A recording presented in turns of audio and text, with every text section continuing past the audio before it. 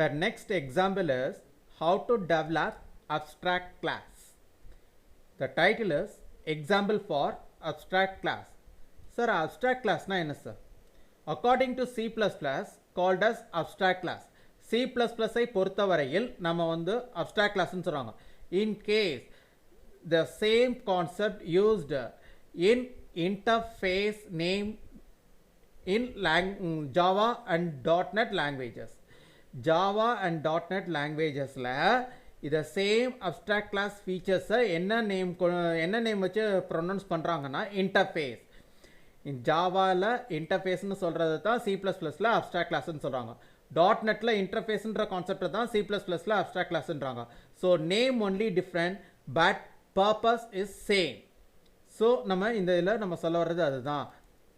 Sir இங்கே வந்து ஒரே ஒரு தடவை இந்த ஹிண்ட்டை வந்து ரீட் பண்ணிவிடுங்க. இதில் வந்து என்ன சொல்லியிருக்காங்க அப்படின்னீங்கன்னா abstract class hide the internal details and showing functionality only. abstract class என்ன பண்ணுதுன்னா இன்டர்னல் டீட்டெயிலை மறைச்சு வச்சுடும், அதோட பர்பஸ் மட்டும்தான் விசிபிள் பண்ணும் அப்படிங்கிறாங்க. So it's more security compare with நான் abstract class. நான் abstract classோட கம்பேர் பண்ணும்போது abstract class has more securities. அதான் நம்மளுக்கு இந்த ஃபர்ஸ்ட் லைனில் நம்ம வந்து சொல்ல வர்றது. abstract class hide the internal details and showing functionality only. அதாவது அதில் இருக்கிற இன்டர்நெட் டீட்டெயில் மறைஞ்சு வச்சுட்டு மறைஞ்சிடும், அதோட பர்பஸ் ஒன்று தான் விசிபிள் ஆகும் அப்படின்றாங்க. சரி, அப்போ இதில் அடுத்து என்ன சொல்கிறாங்க அப்படின்னீங்கன்னா abstract class have abstract methods which are necessary abstraction. Sir இப்போ இதில் என்ன சொல்ல வரோம்னா இப்போ abstract கிளாஸ்க்குள்ளார abstract methods மட்டும்தான் இருக்கும், அதுவும் நெசசரி அப்ஸ்ட்ராக்ஷன். சார் இந்த அப்ஸ்ட்ராக்ஷன்னா என்ன சார் மீனிங்? இப்போ இந்த பாருங்கள், இதில் நம்மளுக்கு இந்த அப்ஸ்ட்ராக்ஷன் அப்படின்னம்னா சீக்கியா abstraction is nothing, it's a concept idea அப்படிங்கிறதா இந்த அப்ஸ்ட்ராக்ஷனோட meaning. So abstraction meaning the concept or ideas. So இதில் என்ன சார் ஐடியாஸ் நம்ம சொல்ல வரோம் அப்படின்னீங்கன்னா ஐ வில் டெல் லேட்டர். அதுக்கு முன்னாடி இதில் பாருங்கள், இப்போது pure virtual function exist called as abstract class. Sir எனக்கு புரியல சார் அப்படின்னீங்கன்னா இப்போது பியூர் வெர்ச்சுவல் ஃபங்க்ஷன் ஒரு கிளாஸ்குள்ளார இருந்துச்சுன்னா அந்த கிளாஸை abstract classன்னு சொல்லுவாங்க. அவ்வளோதான், முடிஞ்சு போச்சு. இப்போது திரும்ப சொல்கிறேன், which one class has pure virtual function, that kind of class called as abstract class. Sir pure virtual function எப்படி சார் இருக்கும்? இப்போ பியூர் வெர்ச்சுவல் ஃபங்க்ஷன் ஒரு கிளாஸ்குள்ளார இருந்துச்சுன்னா அந்த கிளாஸை நம்ம வந்து abstract classன்னு சொல்லுவோம்னு சொல்லிட்டீங்க. ஆனால் பியூர் வெர்ச்சுவல் ஃபங்க்ஷன் நான் எப்படி ஃபைண்ட் அவுட் பண்ணுறது? அதாவது இங்கே பாருங்கள், நெக்ஸ்ட்டில் சொல்கிறாங்க pure virtual function declaration part. Pure virtual function declaration part always ends with equal 0. திரும்பவும் சொல்கிறேன், pure virtual function declaration part always ends with 0. Sir எனக்கு புரியலை சார். சீக்கியா இந்த இடம் பாருங்கள், வெர்ச்சுவல்ன்ற கீவேர்டு வந்துருச்சு. பியூர் வெர்ச்சுவல் ஃபங்க்ஷன் அப்படிங்கிற போது வெர்ச்சுவல் கீவேர்டு இஸ் மேண்டடரி, கண்டிப்பாக வந்தே ஆகணும் வெர்ச்சுவல் கீவேர்டு. ஸோ இந்த வெர்ச்சுவல் கீவேர்டு இங்கே பாருங்கள், here this is called as subprogram declaration part. இந்த நம்ம இப்போ செலக்ட் பண்ணியிருக்க பார்ட் என்ன சொல்லுவாங்க? சப்ரோக்ராம் டிக்ளரேஷன் பார்ட்னு சொல்கிறாங்க. ஆனால் இந்த சப்ரோக்ராம் டிக்ளரேஷன் பார்ட்டில் subprogram declaration part ends with equal 0. இந்த ஈக்குவல் 0 வந்துட்டாலே கண்ணை மூடிட்டு அடிச்சு விட்டுறணும். This is called as pure virtual subprogram. Here subprogram category is member procedure. ஆனால் நம்ம இன்டர்வியூலையும் சரி நம்ம ஜென்ரலாக ப்ரொனவுன்ஸ் பண்ணும்போது இந்த சப்ரோக்ராம் ப்ரொசீஜர் ஃபங்க்ஷன் இந்த மாதிரிலாம் சொல்ல மாட்டாங்க.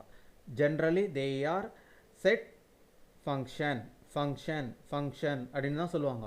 ப்ரொசீஜர் அப்படிங்கிறத அவங்க என்ன சொல்லுவாங்கன்னா this function does not return a வேல்யூன்றாங்க. அவங்கள பொறுத்த வரைக்கும் ஃபங்க்ஷன் வேல்யூ ரிட்டர்ன் பண்ணலைன்னா அது procedure. Function return a value அப்படின்னா அது ஜஸ்ட் கால்ட் அஸ் ஃபங்க்ஷன். நம்ம எக்ஸாக்டாக மென்ஷன் பண்ணுறோம். Subprogram category is to which one subprogram does not return a value, then that kind of subprogram called as procedure. Which one subprogram return a value, then that kind of subprogram called as function. ஆனால் ஐடியில் எல்லாத்துக்குமே என்னன்னு சொல்லுவாங்கன்னா function function function தான் சொல்லுவாங்க. So here also we are mention pure virtual member subprogram declared here. Pure virtual member subprogram declared here. virtualன்ற member subprogram declare பண்ணியிருக்காங்க. இப்போ வந்து pure virtual அப்படின்றது எப்போ ஆச்சுன்னா ஈக்குவல் 0 போடும்போது தான் அது pure virtual ஆகும். சார் இப்போ pure virtual போகல, அப்போ இது என்ன சார் அப்படின்னீங்கன்னா this is equivalent to runtime polymorphism. Program number 35ல இந்த கான்செப்ட் தான் நம்ம பார்த்தோம். here equivalent to runtime polymorphism. So இப்போ ஈக்குவல் கொடுத்ததுனால this is called as pure virtual member subprogram அப்படின்ட்டாங்க. சரி சார், இங்கே டிக்ளரேஷன் பார்ட் இருக்குது, எங்கே சார் டிஃபைன் பண்ணியிருக்காங்க அதை தான் இங்கே சொல்கிறாங்க. pure virtual function declaration part always found in base class. pure virtual functionோட declaration part எப்போவுமே எங்கே இருக்கும்னா base classல தான் இருக்கும். pure virtual function definition part or implement in derived class. நம்ம இங்கே என்ன சொல்லியிருக்காங்கன்னா டிக்ளரேஷன், அதாவது மெம்பர் சப்ரோக்ராமை எங்கே டிக்ளேர் பண்ணுவோம், எங்கே க்ரியேட் பண்ணுவோம்னா பேஸ் கிளாஸில் க்ரியேட் பண்ணியிருக்காங்க. அப்போ அதே இதுவும் இங்கே பாருங்கள், pure member subprogram implement or define in derived class. derived classல நம்ம வந்து இம்ப்ளிமெண்ட் பண்ணியிருக்காங்க. Compulsory we should define compulsory we should define pure virtual function in derived class. Sir இப்போ வந்து நான் வந்து இந்த மாதிரி நான் வந்து டிக்ளேர் பண்ணாமல் இருக்கிறேன், இல்லாட்டி நான் இப்படி கொடுத்துருக்கேங்க, இப்போ இப்படி இந்த மாதிரி கொடுத்துருக்கேன் அப்படின்னீங்கன்னா எரர் வில் பி அக்கர்ட். இங்கே பாருங்கள், எரர் வருதான்னு பார்ப்போமா? எரர் வந்துருச்சா? சரி, என்ன சார் எரர் இங்கிறதுக்கு எரர் நேம் என்னன்னு சொல்லவே இல்லையே அப்படின்னா எரரோட டிஸ்கிரிப்ஷன் சொல்லலையே, எரர் மெசேஜ் என்னன்றது இல்லையே. இப்போ இதில் போய்ட்டு லாகில் பாருங்கள், இந்த லாகில் என்ன சொன்னால் cannot declare variable object to abstract type P036B. அவங்க என்ன சொல்கிறாங்கன்னா, திரும்ப எரர் மெசேஜ் ரீட் பண்ணுறேன், cannot declare variable object to be of abstract type P036B. அவங்க என்ன சொல்லியிருக்காங்க அப்படின்னா derived class did not implement pure virtual function. derived class எதை implement பண்ணலையா? pure virtual functions implement பண்ணல. so I can't use this derived class. இந்த derived class மட்டும் இல்லை, இந்த ப்ரோக்ராமை கூட நம்மளால் எக்ஸிக்யூட் பண்ண முடியாது. ஏன்னா எனக்கு பேஸ் கிளாஸில் இருக்க pure virtual function நேம் என்ன? show data. ஆனால் derived classல இருக்கிற function நேம் என்ன? show data 1. அப்போ இந்த இடத்துல இந்த 1ங்கிறத ரிமூவ் பண்ணிடுங்க. இப்போ ரிமூவ் பண்ணிவிட்டு நான் சேவ் பண்ணிவிட்டு இப்போ ரன் பண்ணுறதுக்கு ட்ரை பண்ணுங்க.